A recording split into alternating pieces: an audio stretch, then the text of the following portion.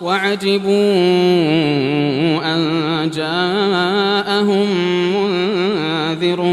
منهم وقال الكافرون هذا ساحر كذاب أجعل الآلهة إلها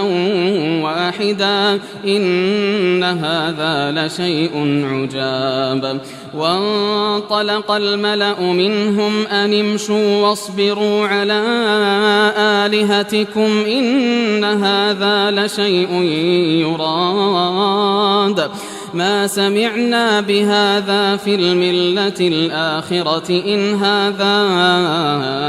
إلا اختلاق أأنزل عليه الذكر من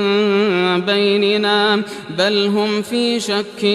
من ذكري بل لما يذوقوا عذاب أم عندهم خزائن